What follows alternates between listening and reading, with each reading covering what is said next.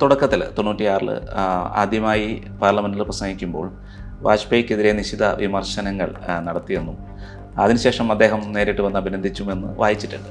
വാജ്പേയിയുടെ 13 ദിവസക്കാലത്തെ ഗവൺമെന്റിനെതിരായും അങ്ങനെ അതിനിശ്ചിതമായിട്ടുള്ള വിമർശനം ഉയർത്തിക്കൊണ്ട് പ്രസംഗിച്ചതിന് ശേഷവും അദ്ദേഹം കോറിഡോറിൽ എന്നെ വിളിച്ച് തോളിൽ തട്ടി അഭിനന്ദിക്കുന്ന ഒരു അനുഭവം എനിക്കുണ്ടായി. അത് പാർലമെന്ററി ജീവിതത്തിൽ ഒരു വലിയ അംഗീകാരമായിട്ടാണ് ഞാൻ കരുതുന്നത്. അതായിരുന്നു സത്യത്തിലൊരു പ്രചോദനം. എന്നാൽ ഇരട്ടത്താപ്പിന്റെ പേരാണ് CPM. അദാനിക്ക് വിമാനത്താവളം കൊടുക്കുന്നതിനെതിരായി അവർ പറഞ്ഞു മനുഷ്യ കോട്ട നിർമ്മിച്ച് പ്രതിരോധിക്കുമെന്ന് പറഞ്ഞു. എവിടെയാ കോട്ട നിർമ്മിച്ചത്? രാജ്യം നശിച്ചാലും വേണ്ടില്ല, സമൂഹം തകർന്നാലും വേണ്ടില്ല, പാർട്ടിക്ക് ബെനഫിഷ്യലായിട്ടുള്ളത് ഏതാണോ അവിടെയാണ് അവരുടെ നയം, അതാണ് അവരുടെ നിലപാട്. സംസ്ഥാന ഗവൺമെന്റ് നടത്തിക്കൊണ്ടിരിക്കുന്ന പ്രഖ്യാപനങ്ങൾക്ക് വല്ല വിലയുമുണ്ടോ? ഗൾഫിൽ നിന്ന് തൊഴിൽ നഷ്ടപ്പെട്ട് മടങ്ങി വരുന്ന മുഴുവൻ പ്രവാസികൾക്കും 6 മാസം അവർ ഏറ്റവും ഒടുവിൽ വാങ്ങിക്കൊണ്ടിരുന്ന 6 മാസത്തെ ശമ്പളം സംസ്ഥാന ഗവൺമെന്റ് കൊടുക്കുന്നു. ഒരു പൈസ കൊടുത്തു. ഇപ്പൊ മുഖ്യമന്ത്രി തന്നെ നടത്തിക്കൊണ്ടിരിക്കുന്ന അഴിമതികൾ നഗ്നമായ അഴിമതികളല്ലേ?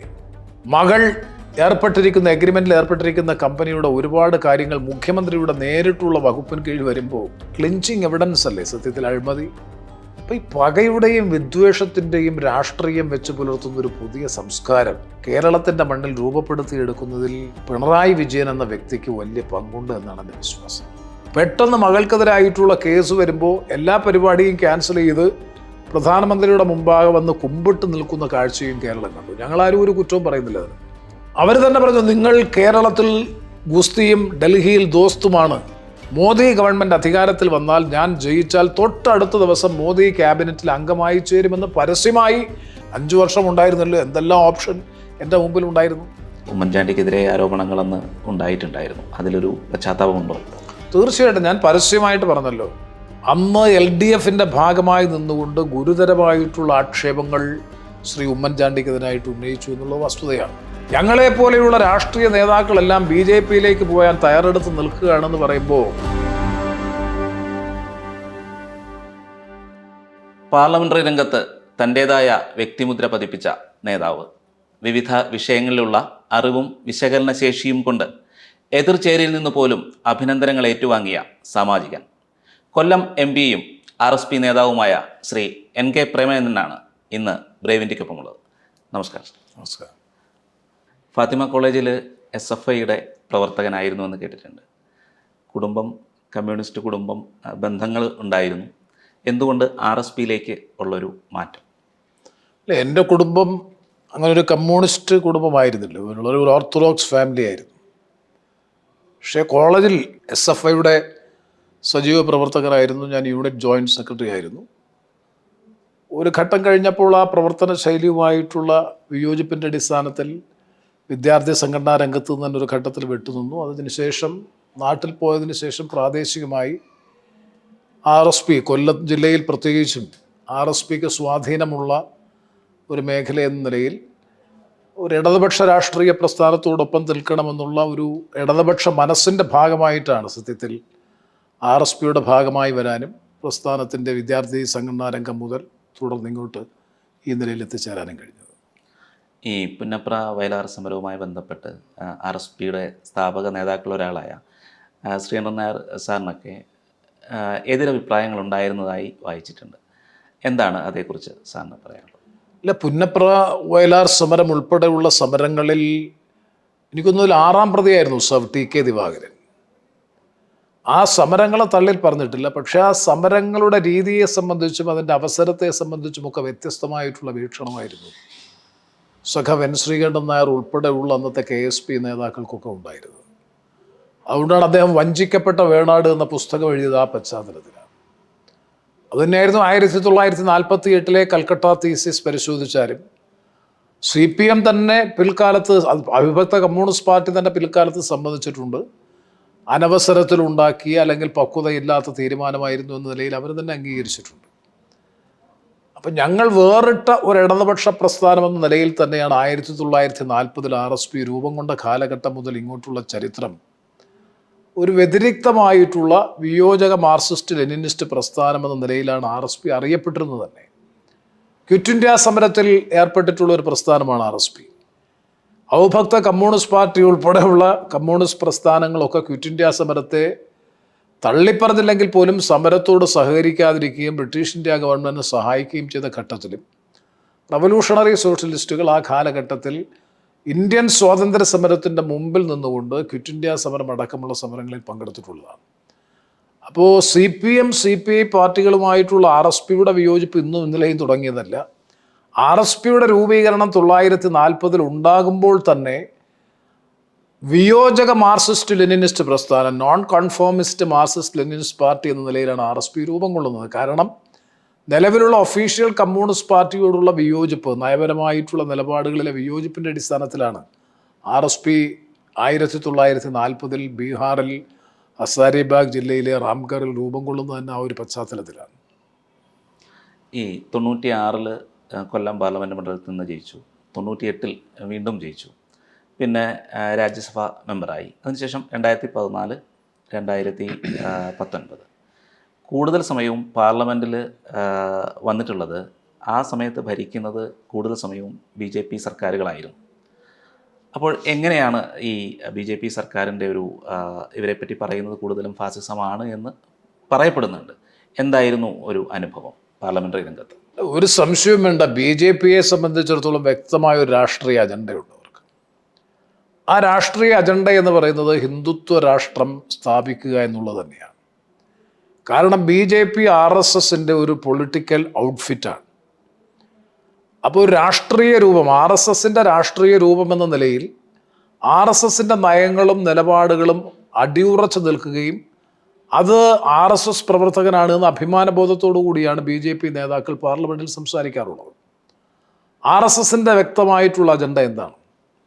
അപ്പോൾ ആ അജണ്ട നടപ്പാക്കുമ്പോൾ സ്വാഭാവികമായും ഇൻക്ലൂസീവ്നെസ് എന്നുള്ളത് നഷ്ടപ്പെടും, ഏകാധിപത്യ പ്രവണത ശക്തിപ്പെടും. മാത്രവുമല്ല, ഒരു ബഹുസ്വരതയിൽ അധിഷ്ഠിതമായിട്ടുള്ള മതേതര ജനാധിപത്യ രാഷ്ട്രമെന്ന വ്യവസ്ഥ തന്നെ അവർക്ക് അപ്രിയമായി തീരും, അവരെ സംബന്ധിച്ചിടത്തോളം അപ്രസക്തമായി തീരും. അപ്പോൾ അതിലേക്കാണ് നമ്മുടെ രാജ്യം പോകുന്നത് എന്നുള്ളത് പരിശോധിച്ചാൽ ഏതൊരു സാധാരണ രാഷ്ട്രീയ വിദ്യാർത്ഥിക്കും മനസ്സിലാക്കാൻ കഴിയുന്നതാണ്. ഉദാഹരണത്തിന് 1999 മുതൽ 2004 വരെയുള്ള വാജ്പേയി ഗവൺമെൻറ് പരിശോധിച്ചാൽ അതൊരു മോഡറേറ്റ് ഗവൺമെൻറ് ആയിരുന്നു. കാരണം എന്താണ്? അവർക്ക് BJPക്ക് വ്യക്തമായ ഭൂരിപക്ഷം ഉണ്ടായിരുന്നില്ല. വിവിധ കക്ഷികളുമായി ചേർന്നുകൊണ്ടുള്ള ഒരു മുന്നണി എന്ന നിലയിൽ, NDA എന്ന നിലയിലാണ് ആ പ്രാവശ്യം ഭൂരിപക്ഷം കിട്ടിയത്. എന്നാൽ 2014 നരേന്ദ്രമോദി ഗവൺമെൻറ് അധികാരത്തിൽ വരുമ്പോഴും വ്യക്തമായ ഭൂരിപക്ഷം BJPക്ക് ഉണ്ടായിരുന്നില്ല, NDAക്ക് ഉണ്ടായിരുന്നു. 2019 അധികാരത്തിൽ വരുമ്പോൾ BJPക്ക് തന്നെ സിംഗിൾ മെജോറിറ്റിയുള്ള പാർട്ടിയായിട്ട് മാറി. 303 സീറ്റ് അവർക്ക് കിട്ടി. അപ്പോൾ അവരുടെ കൃത്യമായ രാഷ്ട്രീയ അജണ്ട അവർ പ്രാവർത്തികമാക്കാൻ തുടങ്ങി. അപ്പോൾ കുറച്ചുകൂടി മെച്ചപ്പെട്ട ഭൂരിപക്ഷം ലഭിക്കുന്ന സാഹചര്യം വന്നാൽ ഇന്ത്യൻ ഭരണഘടന ഭേദഗതി ചെയ്യും, മതേതര രാഷ്ട്രം എന്നുള്ളത് ഒരു മതരാഷ്ട്രമായി ഇന്ത്യ മാറുമെന്ന കാര്യത്തിൽ ഒരു സംശയവും വേണ്ട. ആ ഒരു പ്രവണതകളാണ് ഈ ഗവൺമെൻറ്റിൽ നമുക്ക് കാണാൻ കഴിയുന്നത്, മുഴുവൻ പരിശോധിച്ചാൽ മനസ്സിലാക്കാൻ കഴിയുന്നത്. ന്യൂനപക്ഷ സമൂഹങ്ങളുടെ താല്പര്യങ്ങളെ തമസ്കരിക്കുക, അവർക്കെതിരായിട്ടുള്ള പ്രചണ്ഡമായ പ്രകോപനാത്മകമായിട്ടുള്ള പ്രചരണങ്ങൾ നടത്തുക, ആരാധനാലയങ്ങളൊക്കെ കടന്നാക്രമിച്ചുകൊണ്ട് ഒരു വല്ലാത്തൊരവസ്ഥയിലേക്ക് നമ്മുടെ രാജ്യം പോകുന്നു എന്ന് പറയുന്നത് ഇന്ത്യയുടെ പാരമ്പര്യത്തിനും ഇന്ത്യയുടെ പൈതൃകത്തിനും ചേർന്നതല്ല. ബഹുസ്വരതയിൽ അധിഷ്ഠിതമായിട്ടുള്ള ഒരു ജനാധിപത്യ രാഷ്ട്രമാണ്, മതേതര രാഷ്ട്രമാണ് ഇന്ത്യ. അതിനെ അതേപോലെ സംരക്ഷിക്കുക എന്നുള്ളതാണ് ഈ കാലത്തിൻ്റെ ഏറ്റവും പ്രധാനപ്പെട്ട ആവശ്യം. ഘടകവിരുദ്ധമായിട്ടാണ് BJP ഗവൺമെൻറ് ഈ 10 വർഷക്കാലവും പ്രവർത്തിക്കുന്നത്. ഒരു മതരാഷ്ട്ര വ്യവസ്ഥയിലേക്കുള്ള സാമൂഹ്യ പരിണാമമാണ്, രാഷ്ട്രീയ പരിണാമമാണ് ഇന്ത്യ കണ്ടുകൊണ്ടിരിക്കുന്നത് എന്നാണ് എൻ്റെ വ്യക്തമായ അഭിപ്രായം. ഈ പാർലമെൻ്ററി രംഗത്ത് എങ്ങനെയാണ് സർക്കാരുകളുടെ പ്രവർത്തനം, പ്രധാനമന്ത്രിയുടെയും എല്ലാവരുടെയും ഇടപെടലുകൾ, അല്ലെങ്കിൽ ഒരു ജനാധിപത്യപരമായിരുന്നോ അവരുടെ പാർലമെൻറ്റിനകത്തുള്ള സമീപനങ്ങൾ എങ്ങനെയായിരുന്നു? ഇല്ല, അവർക്ക് പാർലമെൻ്ററി ജനാധിപത്യ വ്യവസ്ഥയിൽ പോലും കാര്യമായ വിശ്വാസമുണ്ട് എന്നെനിക്ക് തോന്നുന്നില്ല. കാരണം ശ്രീ മോദിക്ക് മുമ്പുള്ള പ്രധാനമന്ത്രിമാരൊക്കെ പാർലമെൻറ്റിൽ അവരുടെ സാന്നിധ്യം സജീവമായിട്ടുണ്ടാകുമായിരുന്നു. ചോദ്യോത്തരവേളകളിൽ ചോദ്യങ്ങൾക്ക് പ്രധാനമന്ത്രിമാർ മറുപടി പറയുമായിരുന്നു, സബ്മിഷൻസിൽ ഇൻ്റർവ്യൂ ചെയ്യുമായിരുന്നു. എന്നാൽ ശ്രീ നരേന്ദ്രമോദി പ്രധാനമന്ത്രിയായതിനു ശേഷം നയപ്രഖ്യാപന പ്രസംഗത്തിന്മേലുള്ള ചർച്ചയ്ക്ക് മറുപടി പറയുന്നത് ഉൾപ്പെടെയുള്ള അവിശ്വാസ പ്രമേയ ചർച്ചയിൽ പങ്കെടുക്കുന്നതല്ലാതെ അദ്ദേഹം ഒരു ഇൻ്റർവെൻഷനും പാർലമെൻറ്റിൽ നടത്താറില്ല. അതല്ലല്ലോ പാർലമെൻറ്റ്. സഭാ നേതാവല്ലേ പ്രധാനമന്ത്രി. അപ്പം സഭാ നേതാവ് സഭയ്ക്കാകെ മാതൃകയായി മാറേണ്ടയാളാണ്. അദ്ദേഹത്തിൻ്റെ സാന്നിധ്യം പോലും സഭയിൽ ഉണ്ടാകുന്നില്ല. സഭ നടക്കുമ്പോഴാണ് വലിയ തോതിലുള്ള ഗവൺമെൻറ് പരിപാടികൾ വെളിയിൽ നടക്കുന്നത്. ഇതൊന്നും മുൻപുണ്ടായിരുന്നതല്ല. എനിക്കറിയാം, വാജ്പേയി പോലും ചോദ്യോത്തര വേളയിൽ പങ്കെടുക്കുമായിരുന്നു, സബ്മിഷൻസിൽ ഇൻ്റർവ്യൂ ചെയ്യുമായിരുന്നു. അങ്ങനൊരു പാർലമെൻ്ററി ജനാധിപത്യ പാരമ്പര്യം നമ്മുടെ രാജ്യത്തിനുണ്ടായിരുന്നു. അത് മെല്ലെ മെല്ലെ നഷ്ടപ്പെടുകയാണ് 10 വർഷക്കാലത്തെ മോദി ഗവൺമെൻറ് ഭരണം വിലയിരുത്തിയാൽ. തുടക്കത്തിൽ 96-ൽ ആദ്യമായി പാർലമെൻറ്റിൽ പ്രസംഗിക്കുമ്പോൾ വാജ്പേയിക്കെതിരെ നിശിത വിമർശനങ്ങൾ നടത്തിയെന്നും അതിനുശേഷം അദ്ദേഹം നേരിട്ട് വന്ന് അഭിനന്ദിച്ചുമെന്ന് വായിച്ചിട്ടുണ്ട്. 96-ൽ ഞാൻ ആദ്യമായി ലോക്സഭയിലേക്ക് പോകുമ്പോൾ ഒരു ഹങ് പാർലമെൻ്റ് ആയിരുന്നു സത്യത്തിൽ. ആദ്യത്തെ 13 ദിവസം വാജ്പേയി ഗവൺമെൻറ് ഭൂരിപക്ഷമില്ലാതെ തന്നെ അവർ അധികാരം ഏറ്റെടുത്തു. വിശ്വാസ പ്രമേയത്തിന്മേലുള്ള ചർച്ചയിൽ ആദ്യമായി പങ്കെടുക്കാനുള്ള അവസരം എനിക്കുണ്ടായി. സത്യത്തിൽ ആദ്യമായിട്ട് പാർലമെൻറ്റിൽ വരികയാണ്. അതിൻ്റേതായിട്ടുള്ള ഒരു സംഭ്രമം, അതിൻ്റേതായിട്ടുള്ള ബുദ്ധിമുട്ടും പ്രയാസവും ഒക്കെ ഉണ്ടാകും. അന്ന് ശ്രീ PA സക്മയാണ് സ്പീക്കർ. അന്ന് 5 അംഗ പാർട്ടിയുടെ ചീഫ് വിപ്പാണ് ഞാൻ. അതിൻ്റേതായ ഒരു പരിഗണന 5 മിനിറ്റ് കിട്ടുമായിരുന്നു. പക്ഷെ ഞാൻ സംസാരിച്ച് കഴിഞ്ഞപ്പോഴത്തേക്ക് ആവേശകരമായി, ആദ്യത്തെ പ്രസംഗമാണ്, നല്ല തയ്യാറെടുപ്പോടു കൂടിയാണ് പോയത്. ഏതാണ്ട് നല്ലതുപോലെ ആവേശത്തോടു കൂടി സംസാരിച്ചു. വാജ്പേയിയുടെ 13 ദിവസക്കാലത്തെ ഗവൺമെൻറ്റിനെതിരായും അങ്ങനെ ഗവൺമെൻറ് വന്നതും അങ്ങനെ അതിനിശ്ചിതമായിട്ടുള്ള വിമർശനം ഉയർത്തിക്കൊണ്ട് പ്രസംഗിച്ചതിന് ശേഷവും അദ്ദേഹം കോറിഡോറിൽ എന്നെ വിളിച്ച് തോളിൽ തട്ടി അഭിനന്ദിക്കുന്ന ഒരു അനുഭവം എനിക്കുണ്ടായി. അത് പാർലമെൻ്ററി ജീവിതത്തിലൊരു വലിയ അംഗീകാരമായിട്ടാണ് ഞാൻ കരുതുന്നത്. അതായിരുന്നു സത്യത്തിലൊരു പ്രചോദനം. ഞാനത് 1-2 അദ്ദേഹത്തെ അനുസ്മരിച്ചുകൊണ്ടുള്ള ലേഖനങ്ങളിൽ തന്നെ എഴുതിയിട്ടുണ്ട്. പാർലമെൻ്ററി ജനാധിപത്യ പ്രക്രിയയിൽ ആദ്യം എനിക്കുണ്ടായ ഈ അനുഭവം ഒരു വലിയ പ്രചോദനവും പാർലമെൻ്ററി രംഗത്തെ പ്രവർത്തനങ്ങൾക്കുള്ളൊരു ഉത്തേജനവുമായിരുന്നു എന്ന് തന്നെയാണ് എൻ്റെ ഇപ്പോഴത്തെയും വിലയിരുത്തൽ. ജലസേചന വകുപ്പ് മന്ത്രിയായിരുന്നല്ലോ ആ സമയത്ത്. ഞാൻ സുഹൃത്തുക്കളിൽ നിന്ന് കേട്ടിട്ടുള്ളത്, ഈ മീറ്റിങ്ങുകളിലൊക്കെ കൃത്യമായിട്ടുള്ള ഈ വിഷയങ്ങൾ പഠിച്ചു തന്നെയാണ് താങ്കൾ വരാറുള്ളത് എന്നാണ്. അങ്ങനെയൊരു സമീപനത്തിലേക്ക് എന്തുകൊണ്ട്? അല്ല, മന്ത്രി എന്ന നിലയിൽ 5 വർഷം വിശ്രമരഹിതമായ പ്രവർത്തനമായിരുന്നു. കാരണം കേരള ജല അതോറിറ്റിയും അല്ലെങ്കിൽ ശുദ്ധജല വിതരണവും ജലസേചനവും അതുപോലെ ഭൂഗർഭജലവും ഉൾപ്പെടെയുള്ള വാട്ടർ റിസോഴ്സസ് ജലവിഭവ വകുപ്പായിരുന്നു. വളരെ കോംപ്ലിക്കേറ്റഡ് ആയിട്ടുള്ളൊരു വകുപ്പാണ്. ഏറ്റവും കൂടുതൽ ആക്ഷേപങ്ങളും ആരോപണങ്ങളും കേട്ടിട്ടുള്ള വകുപ്പാണ്. അപ്പോൾ ഒരു ആരോപണത്തിനും അവസരം കൊടുക്കാത്ത നിലയിൽ എന്നാൽ സമയബന്ധിതമായി പദ്ധതികൾ പൂർത്തീകരിക്കുന്ന കാര്യത്തിൽ ശ്രമകരമായ പ്രവർത്തനം നടത്തിയതിൻ്റെ ഭാഗമായി തന്നെ ഒരുപാട് മുന്നേറ്റം ആ കാലയളവിൽ വാട്ടർ സെക്ടറിൽ നടത്താൻ കഴിഞ്ഞു. പുതിയ ഒരുപാട് പരീക്ഷണങ്ങളും ആ കാലയളവിൽ ആരംഭിച്ചു. അങ്ങനെയാണ് വാസ്കോൺ എന്ന് പറയുന്ന ഒരു കൺസൾട്ടൻസി തന്നെ. മറ്റത് കേരള വാട്ടർ അതോറിറ്റി കൺസൾട്ടൻസി മറ്റ് ഏജൻസികളെ കൊടുക്കുകയാണ്. ആ ഏജൻസികളിലൊക്കെയുള്ള കൺസൾട്ടൻസ് ആരെന്ന് ചോദിച്ചാൽ വാട്ടർ അതോറിറ്റിയിൽ നിന്ന് റിട്ടയർ ചെയ്ത ഉദ്യോഗസ്ഥന്മാർ തന്നെയാണ്. അപ്പോൾ വാസ്കോൺ എന്ന പേരിൽ ഒരു കൺസൾട്ടൻസി തന്നെ ക്രിയേറ്റ് ചെയ്തു. ജല അതോറിറ്റിയുടെ പ്രവർത്തനങ്ങൾ കുറേ കൂടി ശാസ്ത്രീയമായി പരിഷ്കരിച്ചു. അതുപോലെ കുറേ കൂടി കമ്പ്യൂട്ടർവൽക്കരണം ഉൾപ്പെടെയുള്ള ആധുനിക സാങ്കേതിക വിദ്യകളുടെ സഹായത്തോടു കൂടി ഒരുപാട് മാറ്റങ്ങൾ ശുദ്ധജല വിതരണ രംഗത്ത് നടപ്പാക്കാൻ കഴിഞ്ഞു. ഇറിഗേഷൻ രംഗത്ത് നമുക്കറിയാം പരിമിതികൾ ധാരാളമുണ്ട്. അങ്ങനെ മൊത്തത്തിൽ ഈ കാര്യങ്ങളൊക്കെ ഉദ്യോഗസ്ഥർ വരുമ്പോൾ അവർ പറയുന്നത് കേൾക്കുകയല്ല, നമ്മൾ തന്നെ ഗൃഹപാഠം ചെയ്ത് ചെല്ലുമ്പോൾ സ്വാഭാവികമായിട്ടും ഉദ്യോഗസ്ഥന്മാരും നല്ലപോലെ ഹോംവർക്ക് ചെയ്ത് വരും. അങ്ങനെ വരുമ്പോൾ പലപ്പോഴും നമുക്ക് അവരും കുറേ കൂടി ആക്റ്റീവാവും, അലർട്ടാവും, കാര്യങ്ങൾ പഠിക്കാനും അറിയാനും അതുപോലെ നടപ്പാക്കണം. കഴിഞ്ഞ പ്രാവശ്യം ചെയ്തത് ഇപ്പോഴും അത് കൃത്യമായി ചോദ്യം വരുമെന്നുള്ളത് കൊണ്ട് അത് ചെയ്യാനുള്ളൊരു താല്പര്യം അവർക്കുണ്ടാകും.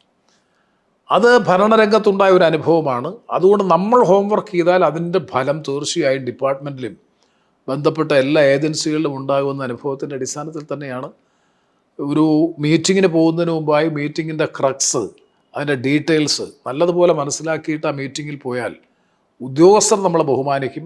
അവർ നമ്മളോടൊപ്പം തന്നെ കുറേ കൂടി സിൻസിയറായി പ്രവർത്തിക്കാൻ തയ്യാറാകും. 2013 തൊഴിൽ വകുപ്പ് മന്ത്രിയായിരുന്ന ഷിബു ബേബി ജോൺ ഗുജറാത്തിലെത്തി. അന്ന് മുഖ്യമന്ത്രിയായിരുന്ന നരേന്ദ്രമോദിയെ കണ്ടു എന്നുള്ള ഒരു ആക്ഷേപം അന്നുണ്ടായിരുന്നു. അന്നതൊരു വലിയ കോളിളക്കം സൃഷ്ടിച്ചു.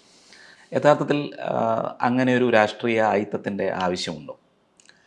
ഇല്ല, അതിപ്പോൾ അന്ന് ശ്രീ മോദിയെ ശ്രീ ഷിബു ബേബി ജോൺ കണ്ടത് CPM ഏറ്റവും വലിയ പ്രശ്നമായി വിലയിരുത്തി. നിയമസഭയിൽ പോലും അദ്ദേഹത്തെ മന്ത്രിസഭയിൽ നിന്ന് പുറത്താക്കണമെന്ന് പ്രതിപക്ഷ നേതാവ് ആവശ്യപ്പെട്ടു. ഒരു മന്ത്രി ഒരു മുഖ്യമന്ത്രിയെ കാണുകയാണ് ഔദ്യോഗിക ആവശ്യത്തിന് പോയപ്പോൾ. അങ്ങനെയാണെങ്കിൽ പിണറായി വിജയനെ എപ്പോഴേ കേരളത്തിൻ്റെ മുഖ്യമന്ത്രി സ്ഥാനത്ത് നിന്ന് പുറത്താക്കേണ്ടതാണ്. അദ്ദേഹം മുഖ്യമന്ത്രിയായതിനു ശേഷം എത്ര പ്രാവശ്യമാണെന്നാലും ഒരു പ്രാവശ്യം നമുക്ക് പോയി കണ്ട് ആറന്മുള കണ്ണാടിയും കസവ് നേരിയതും പൂച്ചെണ്ടും കൊടുത്താൽ മനസ്സിലാക്കാൻ കഴിയും. ഇത് പോകുന്ന എല്ലാ പ്രാവശ്യവും ആറന്മുള കണ്ണാടിയും കസവ് നേരിയതും പൂച്ചെണ്ടും കൊടുത്ത് എത്ര പ്രാവശ്യമാണ് അദ്ദേഹത്തെ ആദരിച്ചിട്ടുള്ളത്. ഇപ്പോൾ എവിടെ പോയി CPM-ൻ്റെ നാവ്? അപ്പം CPM-നെ സംബന്ധിച്ചിടത്തോളം എല്ലാ കാര്യങ്ങളിലും ഇരട്ടത്താപ്പാണ്. നയപരമായ ഒരു വ്യക്തതയും കൃത്യതയുമില്ല. ഇത്രയും അവസരവാദപരമായ നിലപാട് സ്വീകരിക്കുകയും ആ അവസരവാദപരമായ നിലപാടുകളെ ഒരു ഇതുമില്ലാതെ ന്യായീകരിക്കുകയും ചെയ്യുന്ന ഒരു സ്ഥിതിയാണ് ആ പാർട്ടിയെ. അതിപ്പോൾ ജനങ്ങൾക്കെല്ലാം നല്ലതുപോലെ ബോധ്യപ്പെട്ട് കഴിഞ്ഞു. അതാണ് ഞാൻ ഈ പറഞ്ഞത്. പ്രധാനമന്ത്രി നരേന്ദ്രമോദിക്ക് അയിത്തം കൽപ്പിച്ചുകൊണ്ട് അവർ പ്രഖ്യാപിക്കും. അപ്പോൾ എല്ലാവരും അയിത്തം കൽപ്പിച്ച് മാറി നിന്നോണം. അവർ പോകും, അതിനെല്ലാം അംഗീകരിച്ചോണം. ഇതാണ് ഇവരുടെ ഇരട്ടത്താപ്പിൻ്റെ സ്ഥിതി. അതാണ് ഇപ്പോൾ ഏറ്റവും ഒടുവിൽ വന്നിട്ടുള്ള സ്വകാര്യ സർവകലാശാലയുടെ കാര്യത്തിൽ, അതുപോലെ തന്നെ സ്വയംഭരണ കോളേജുകളുടെ കാര്യത്തിൽ, സ്വാശ്രയ കോളേജുകളുടെ കാര്യത്തിലൊക്കെ എത്ര പോരാട്ടവും സമരവും നടത്തിയ പാർട്ടിയും വിദ്യാർത്ഥി സംഘടനയുമാണ്. ഇപ്പോൾ തീവ്ര സ്വകാര്യവൽക്കരണത്തിന് വേണ്ടി ആവേശത്തോടു കൂടി നിൽക്കുന്ന പാർട്ടി, എന്നിട്ട് അതിനെയും ന്യായീകരിക്കുക. കമ്പ്യൂട്ടർവൽക്കരണത്തെ എതിർത്തു, അതുപോലെ ട്രാക്ടറുകളെ എതിർത്തു. ഇതുപോലെ എന്തെല്ലാം തരത്തിലുള്ള പരിഷ്കാരങ്ങൾ രാജ്യത്ത് വന്നിട്ടുണ്ടോ അതിനെ മുഴുവൻ അടിമുടി എതിർത്ത് തോൽപ്പിക്കുകയും അവരധികാരത്തിൽ വരുമ്പോൾ അതെല്ലാം കൃത്യമായി നടപ്പാക്കുകയും ചെയ്തു. 6000 കോടി രൂപയുടെ അഴിമതിയാണ് വിഴിഞ്ഞം തുറമുഖവുമായി ബന്ധപ്പെട്ട പ്രോജക്റ്റിൽ പിണറായി വിജയൻ ഉമ്മൻചാണ്ടിക്കെതിരെ ഉന്നയിച്ചത്. അതേ പ്രോജക്റ്റ് ഒരു മാറ്റവും കൂടാതെ, വള്ളി പുള്ളി വിസർഗം കൂടാതെ 6000 കോടി രൂപയുടെ അഴിമതിയുടെ പ്രോജക്റ്റ് തങ്ങളുടേതാണ് എന്ന് അഭിമാനത്തോടു കൂടി പറഞ്ഞ് അത് വലിയ നേട്ടമായി ചിത്രീകരിച്ചുകൊണ്ടാണ് ഇപ്പോൾ ക്യാമ്പയിൻ നടത്തുന്നത്. ഇത്രയും അവസരവാദപരമായിട്ടുള്ള തരാതരം പോലെ നിലപാടുകൾ മാറ്റുന്നൊരു പാർട്ടി സത്യത്തിൽ കേരളത്തിൽ മറ്റേതെങ്കിലും ഉണ്ട് എന്ന് എനിക്ക് തോന്നുന്നില്ല. ഈ വിഴിഞ്ഞം പറഞ്ഞപ്പോഴാണ് അദാനിക്കെതിരെ ആരോപണങ്ങൾ ഉന്നയിക്കുന്നുണ്ട്, സ്ഥിരമായി ഉന്നയിക്കുന്നുണ്ട്. അതേസമയം അദാനിയുടെ മകന് ഒത്ത് ബലൂണുകൾ പറത്തുന്ന ചിത്രം പുറത്തു വന്നിരുന്നു. എന്താണ് ഇതിൽ നിന്ന് മനസ്സിലാക്കുക? എന്നാൽ ഇരട്ടത്താപ്പിൻ്റെ പേരാണ് CPM. അദാനിക്ക് വിമാനത്താവളം കൊടുക്കുന്നതിനെതിരായി അവർ പറഞ്ഞു മനുഷ്യ കോട്ട നിർമ്മിച്ച് പ്രതിരോധിക്കുമെന്ന് പറഞ്ഞു. എവിടെയാണ് കോട്ട നിർമ്മിച്ചത്? കല്ലുവെച്ച പച്ചക്കള്ളം പാവപ്പെട്ട സഖാക്കളെ പറഞ്ഞ് കബളിപ്പിക്കാൻ വേണ്ടി ചെയ്യുന്നതല്ലേ. ഞാൻ മനസ്സിലാക്കുന്നത് ശരിയെങ്കിൽ അദാനിയെ എയർപോർട്ട് എടുക്കാൻ വേണ്ടി ക്ഷണിച്ചു വരുത്തിയത് പോലും മുഖ്യമന്ത്രിയുടെ അറിവോടും സമ്മതത്തോടും കൂടിയാണ്. നാട്ടുകാരെ കബളിപ്പിക്കാൻ, ജനങ്ങളെ കബളിപ്പിക്കാൻ നടത്തുന്ന പൊറാട്ട് നാടകമല്ലേ അദാനിക്കെതിരായി നടത്തുന്ന യുദ്ധം. UDF ഗവൺമെൻറ് കാലഘട്ടത്തിൽ വിഴിഞ്ഞം തുറമുഖ നിർമ്മാണത്തിൻ്റെ കാലാവധി നീട്ടിക്കൊടുത്തതിനെതിരായിട്ടും ഒരു ആക്ഷേപം ഉന്നയിച്ചു. അദാനിയുമായിട്ടുള്ള അവിഹിത ബന്ധത്തിൻ്റെ ഭാഗമായിട്ടാണ് ഏതോ കാലാവധി നീട്ടിക്കൊടുത്തു. ഇപ്പോൾ വീണ്ടും കാലാവധി നീട്ടിക്കൊടുത്തു. വിമാനത്താവളവുമായി ബന്ധപ്പെട്ട് ഇപ്പോൾ ഒരു തർക്കവുമില്ല. എന്നിട്ട് ഇൻവെസ്റ്റ്മെൻറ്റിന് വേണ്ടി അദ്ദേഹത്തിൻ്റെ മകനെ, അദാനിയുടെ മകനെ, ഗൗതം അദാനിയുടെ മകനെ കൊണ്ടുവന്ന് സ്വീകരണവും ആദരവും കൊടുക്കുന്നു. എന്തൊരു പരമപുച്ഛമാണ് സത്യത്തിൽ. അതാണ് ഞാൻ പറഞ്ഞത്, ഡബിൾ സ്റ്റാൻഡേർഡ് അഥവാ ഇരട്ടത്താപ്പിൻ്റെ പേരാണ് CPM. അവർ ചെയ്യുമ്പോഴെല്ലാം ശരി, ബാക്കിയുള്ളവർ ചെയ്യുമ്പോഴെല്ലാം തെറ്റ്. ഇതിന്ന് കേരളത്തിലെ ജനങ്ങൾക്ക് നല്ലതുപോലെ മനസ്സിലാക്കിയിട്ടുണ്ട്, സഖാക്കൾക്ക് മനസ്സിലായിട്ടുണ്ട്. പക്ഷേ അവരുടെയൊക്കെ ജീവിത പ്രശ്നമായതുകൊണ്ട് അവരെല്ലാം ന്യായീകരിച്ച് നിൽക്കുന്നു എന്ന് മാത്രം. ഈ കേരളത്തിൽ കേന്ദ്ര സർക്കാർ കേരളത്തിനെതിരെ പ്രത്യേകമായ അവഗണന കേരളത്തോട് മാത്രം നടത്തുന്നു എന്നൊരു ആരോപണമാണ് ഇപ്പോൾ സ്ഥിരമായി ഉന്നയിക്കുന്നത്. 57,000 കോടിയുടെ ഒരു കണക്കുമൊക്കെ പറഞ്ഞിരുന്നു. അത് മാത്യു കുഴൽനാടൻ്റെ മറുപടിയൊക്കെ നിയമസഭയിൽ ഉയർന്നിരുന്നു. എന്താണ് ഇതിനെപ്പറ്റി പറയാനുള്ളത്? അല്ലെ, കേന്ദ്രത്തിൻ്റെ അവഗണന BJP ഇതര സംസ്ഥാന ഗവൺമെൻറ്റുകളോട് കേന്ദ്ര ഗവൺമെൻറ് കാണിക്കുന്നൊരു നിലപാടുണ്ട്, ചുറ്റമ്മ നയമുണ്ട്. അതിലൊന്നും സംശയമൊന്നുമില്ല കാര്യത്തിൽ. ആ വിവേചനത്തിനെതിരായി അതിശക്തമായ നിലപാട് സ്വീകരിക്കുന്ന പാർട്ടികളാണ് UDF. പക്ഷെ ഇവിടെ കേരളത്തിൻ്റെ പ്രശ്നത്തെ സംബന്ധിച്ച് 57,000 കോടി രൂപയുടെ കണക്ക് എവിടെ നിന്നാണ് വന്നത്? 57,000 കോടി രൂപയുടെ കണക്കെന്ന് പറഞ്ഞാൽ GST കോമ്പൻസേഷൻ 2023 ശേഷം ഉണ്ടായിരുന്നുവെങ്കിൽ ഇത്ര കോടി കിട്ടുമായിരുന്നു. ഫിനാൻസ് കമ്മീഷൻ്റെ ഗ്രാൻഡ് ഇത്രയും കിട്ടിയിരുന്നെങ്കിൽ ഇത്ര കോടി കിട്ടുമായിരുന്നു. GST കോമ്പൻസേഷൻ 2023 അവസാനിക്കുമെന്നുള്ളത് ബാലഗോപാൽ കൂടി പിന്തുണച്ച് വോട്ട് ചെയ്ത് പാസ്സാക്കിയ നിയമമല്ലേ? ഇന്നോ ഇന്നലെയോ തുടങ്ങിയതാണോ? കേരളത്തിന് മാത്രം ബാധകമാണോ? അത് കർണാടകത്തിനും തമിഴ്നാടിനും ആന്ധ്രയ്ക്കും UPക്കും ബീഹാറിനും ഒക്കെ ഒരേപോലെ ബാധകമല്ലേ? ഫിനാൻസ് കമ്മീഷൻ ഗ്രാൻറ്റുമായി ബന്ധപ്പെട്ട് ഞങ്ങൾക്ക് വിയോജിപ്പുണ്ട്. ഡെവല്യൂഷൻ ഓഫ് ടാക്സസിൻ്റെ കാര്യത്തിൽ സ്വീകരിക്കുന്ന മാനദണ്ഡം മാറ്റണം. അല്ലെങ്കിൽ കേരളം പോലെ തെക്കൻ ഇന്ത്യൻ സംസ്ഥാനങ്ങൾ പോലെയുള്ള സംസ്ഥാനങ്ങൾ ജനസംഖ്യ നിയന്ത്രണം അല്ലെങ്കിൽ ജനസംഖ്യയുടെ കാര്യത്തിൽ നിയന്ത്രണം ഏർപ്പെടുത്തിയ പോപ്പുലേഷൻ കൺട്രോൾ നടപ്പാക്കിയ നമ്മുടേതുപോലെയുള്ള സംസ്ഥാനങ്ങൾക്ക് ദോഷം വരും. പക്ഷേ 4 വർഷങ്ങൾക്ക് മുമ്പാണ് ഫിനാൻസ് കമ്മീഷൻ ഗ്രാൻറ്റ് വന്നത്. 5 വർഷത്തെ ഗ്രാൻറ്റ് അന്നേ പ്രഖ്യാപിച്ചതാണ്. അന്നൊന്നും ഒരു പ്രശ്നവും സമരവും ബഹളവും ഒന്നുമില്ല. 8 വർഷം കഴിഞ്ഞതിന് ശേഷമാണ് ഇപ്പോൾ തോന്നിയത് കേന്ദ്ര അവഗണനയെന്ന് തോന്നി ഡൽഹിയിലേക്ക് സമരവുമായി പോകുന്നു.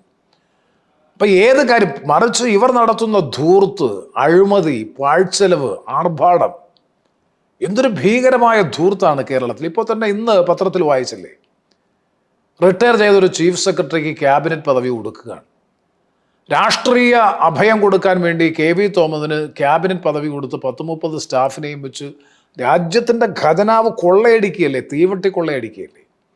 ഒരു ഹെലികോപ്റ്റർ വാങ്ങിയിട്ട് പ്രതിമാസം 80 ലക്ഷം രൂപ വെച്ച് കൊടുക്കുന്നു.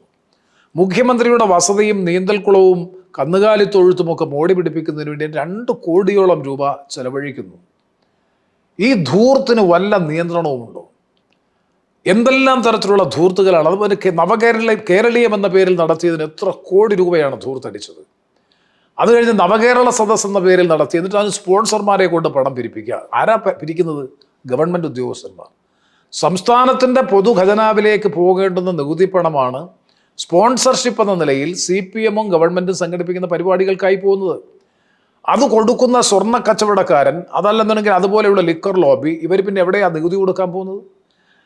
അപ്പം ഇപ്പം ഏറ്റവും ഒടുവിൽ കേരളീയവും നവകേരള സദസ്സും കഴിഞ്ഞ് മുഖാമുഖം നമ്മൾ കണ്ടതല്ലേ, കഴിഞ്ഞ ദിവസം കുട്ടികളുമായിട്ടുള്ള മുഖാമുഖത്തിന് വേണ്ടി നിർമ്മിച്ച പന്തൽ സംസ്ഥാന ഗവൺമെൻറ് ചെലവഴിച്ച് 20 ലക്ഷം രൂപയാണ്. ഇത് നടത്തിയിട്ടാണ് പറയുന്നത് സംസ്ഥാനം കനത്ത സാമ്പത്തിക പ്രതിസന്ധിയിലാണ്. ഇനി സംസ്ഥാനം പിരിച്ചെടുക്കേണ്ടുന്ന നികുതി പണം കൃത്യതയോടുകൂടി പിരിക്കുന്നുണ്ടോ? പിരിക്കുന്നില്ല. ഇൻ്റഗ്രേറ്റഡ് GST സംസ്ഥാനത്തിന് അർഹതപ്പെട്ടത് ഇപ്പോഴും വാങ്ങിയെടുക്കാൻ കഴിയുന്നില്ല. അതിനൊക്കെ ഒരുപാട് ഹോംവർക്കും നിലവിലുള്ള ടാക്സ് സ്ട്രക്ചറൽ റിഫോംസും ഒക്കെ വരുത്തേണ്ടതായിട്ടുണ്ട്. അതൊന്നും ചെയ്യുന്നതിന് പകരം ഇത് മുഴുവൻ കേന്ദ്ര ഗവൺമെൻറ്റിൻ്റെ നയത്തിൻ്റെ ഭാഗമായിട്ടുള്ള അവഗണനയാണ് എന്ന് വരുത്തി തീർത്ത് തങ്ങളുടെ പിടിപ്പുകേടും മിസ്മാനേജ്മെൻറ്റും കഴിവുകേടും ഭരണപരമായിട്ടുള്ള നൈപുണ്യമില്ലായ്മയുടെയും ഉത്തരവാദിത്വം മുഴുവൻ മറ്റാരുടെയെങ്കിലും ചുമലിൽ ചാരി രാഷ്ട്രീയമായി തെരഞ്ഞെടുപ്പ് വരുമ്പോൾ രക്ഷപ്പെടാൻ വേണ്ടി നടത്തിക്കൊണ്ടിരിക്കുന്ന പൊറാട്ട് നാടകമാണ് കേന്ദ്ര വിരുദ്ധ സമരം. ഒരു സംശയവും വേണ്ട കാര്യത്തിൽ. അതുകൊണ്ടാണ് ഞങ്ങൾ അതിനോട് സഹകരിക്കാത്തത്. ഈ ഒരു കാര്യം പറഞ്ഞുകൊണ്ട്, അതായത് കേരളത്തിനോട് അവഗണന പറഞ്ഞുകൊണ്ട് തെക്കേ ഇന്ത്യൻ സംസ്ഥാനങ്ങളുടെ മൊത്തത്തിൽ ഒരു കട്ടിംഗ് സൗത്ത് എന്നുള്ള രീതിയിൽ, സൗത്ത് ഇന്ത്യൻ സംസ്ഥാനങ്ങൾ എന്നുള്ള രീതിയിൽ ഒരു പ്രചാരണം അഴിച്ചുവിടുന്നുണ്ട് CPM സൈബർ സംഘങ്ങളിൽ നിന്നുള്ള സോഷ്യൽ മീഡിയയിലൊക്കെ. എന്താണ് അതിനോടുള്ള അഭിപ്രായം? എക്കാലവും CPM വിഭാഗീയതയെ പിന്തുണയ്ക്കുന്ന ഒരു പാർട്ടിയാണ്. കാരണം അങ്ങനൊരു രാഷ്ട്രീയമായ നിലനിൽപ്പ് ഇന്ത്യക്കുണ്ട്. ഇന്ത്യ അഖണ്ഡ ഭാരതം അല്ലെങ്കിൽ യൂണിയൻ ഓഫ് ഇന്ത്യ എന്ന് പറഞ്ഞ കെട്ടുറപ്പുള്ള ഈ രാജ്യത്തെ ഭിന്നിപ്പിക്കാൻ വേണ്ടി അങ്ങനെ ക്യാമ്പയിൻ സൈബർ സഹാക്കൾ നടത്തുന്നു എന്നുണ്ടെങ്കിൽ നിർഭാഗ്യകരമെന്നേ പറയാൻ പറ്റൂ. അനാവശ്യമായിട്ടുള്ള കാര്യങ്ങളാണ് അതുമായി എനിക്ക് തോന്നുന്നില്ല CPM അത് ഔദ്യോഗികമായി അംഗീകരിക്കുമെന്ന് എനിക്ക് തോന്നുന്നില്ല. പിന്നെ CPM-ന് എപ്പോഴും അവരുടെ പാർട്ടിക്ക് ഗുണം എന്താണ്?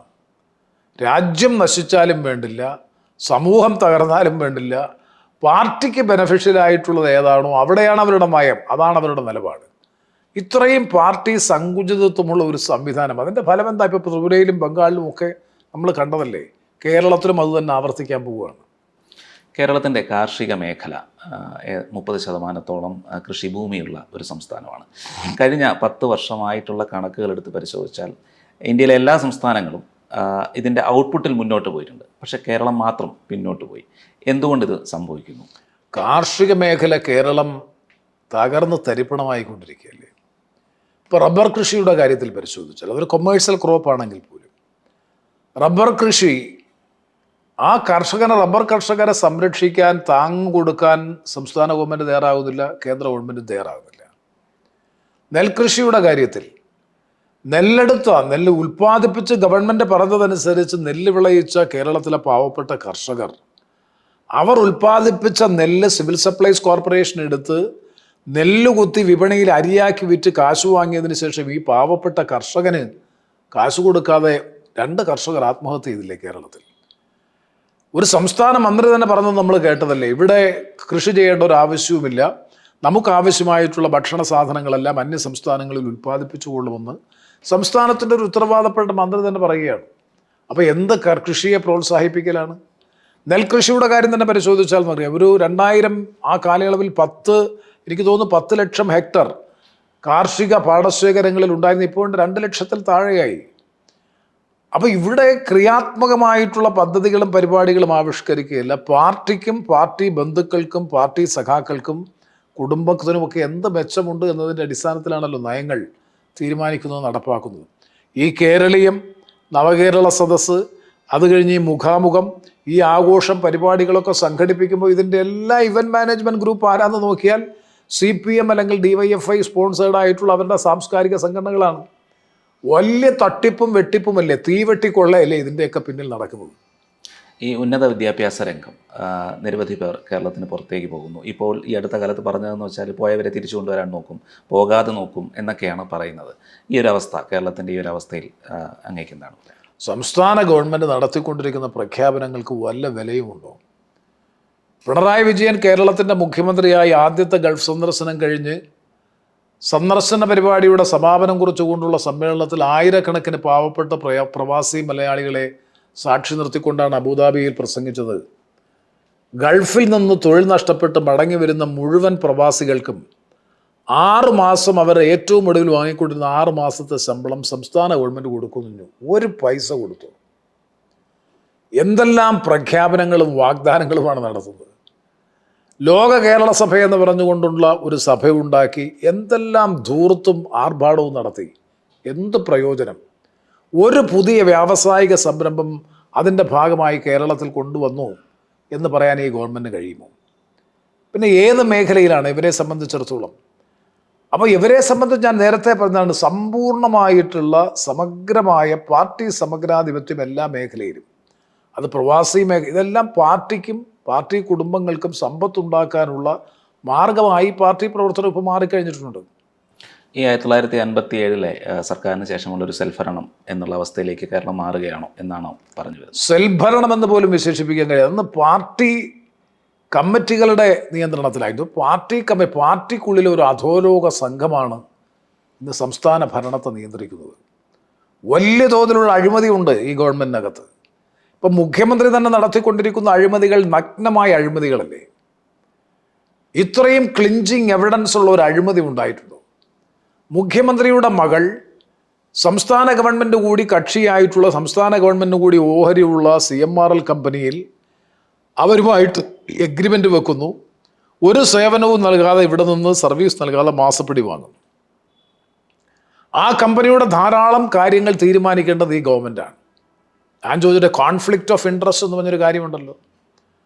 മകൾ എഗ്രിമെൻറ്റിൽ ഏർപ്പെട്ടിരിക്കുന്ന കമ്പനിയുടെ ഒരുപാട് കാര്യങ്ങൾ മുഖ്യമന്ത്രിയുടെ നേരിട്ടുള്ള വകുപ്പിന് കീഴിൽ വരുമ്പോൾ ക്ലിഞ്ചിങ് എവിഡൻസ് അല്ലേ സത്യത്തിൽ അഴിമതി? അങ്ങനെ എത്ര കമ്പനികളുമായിട്ടാണ് ആ കമ്പനികളെല്ലാം ഒരു തരത്തിൽ അല്ലെങ്കിൽ മറ്റൊരു തരത്തിൽ സംസ്ഥാന ഗവൺമെൻറ് ആനുകൂല്യം പറ്റാൻ വേണ്ടി കാത്തു നിൽക്കുന്നവരാണ്. നല്ലൊരു ലെജിറ്റിമേറ്റ് റൂട്ട് ഓഫ് കറപ്ഷൻ എന്ന് വിശേഷിപ്പിക്കാൻ കഴിയുന്നതാണ് ഒരു കമ്പനി ഫോം ചെയ്യുക, രജിസ്റ്റർ ചെയ്യുക, കൺസൾട്ടൻ്റ് എന്ന് പറയുക, എല്ലാ വകുപ്പുകളിൽ നിന്നും വിവിധ ഗവൺമെൻറ് സ്ഥാപനങ്ങളിൽ നിന്നും കൺസൾട്ടൻസി കരാർ ഒപ്പുവെക്കുക, അഴിമതി പണം കൺസൾട്ടൻസി ആയിട്ട് ഏറ്റുവാങ്ങുക. ഇത് നേരത്തെ പണ്ടുണ്ടായിരുന്ന, ഇതിപ്പോൾ പാർട്ടി മുഖ്യമന്ത്രിയുടെ കുടുംബം തന്നെ ചെയ്യുകയാണ്. ഇങ്ങനൊരു കുടുംബം, ഇത്രയും അഴിമതി ആരോപണം കേട്ടിട്ടുള്ളൊരു കുടുംബം കേരളത്തിൻ്റെ ചരിത്രത്തിൽ ഭരണരംഗത്തുണ്ടായിട്ടുണ്ടോ? പക്ഷേ ന്യായീകരിക്കാൻ ആളുണ്ട് എന്നുള്ളത് കൊണ്ടും ചോദ്യം ചെയ്യാൻ അതിനകത്ത് ആരുമില്ല എന്നുള്ളത് കൊണ്ട് എന്തുമാകാമെന്നുള്ള സ്ഥിതിയിലേക്കാണ് പോകുന്നത്. അതാണ് ഞാൻ അഴിമതി, ധൂർത്ത്, ആർഭാടം, പാഴ്ചെലവ്, പിടിപ്പുകേട് ഈ ഗവൺമെൻറ്റിൻ്റെ മുഖമുദ്രയാണ്.